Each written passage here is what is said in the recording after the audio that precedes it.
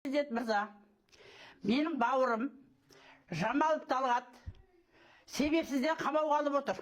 Августтың 21 күні кешке жұмысына алып кеткен. Бұл біздің Қазақстанда қандай әділдік бар? Бұл жұмысынан осы Жетібай ауылындағы елді мекенінде милиция болып жұмыс жасайтын еді. Содан Өзен қаласында көтеріліп жұмысқа кететін кезінде осындай жағдайға ұшыратып, кембеден адамдар келіп алып кетіп отыр. Үйін де тексеріп, бәр жерін тексеріп, менің тумамның ешқандай дүниесі жоқ жинаған. Бір айлықпен күн көріп отқан адам менің тумам. 3 баласы бар мінекей. Бәрі майда бала. Ең үлкен әлі мектепке де барған жоқ.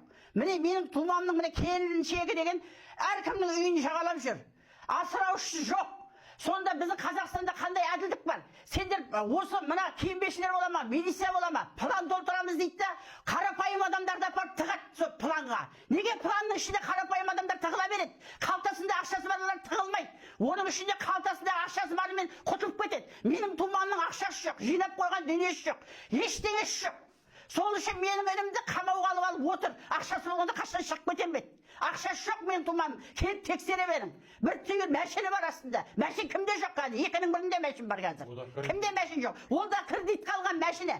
Менің сізге жаңағы үндеуім, менің тумамды мына жаңағы мына кембешілерден, мына тексеріп жатқан тергеушілерден жаңағы әділдікпен шығарып беруіңізді сұраймын.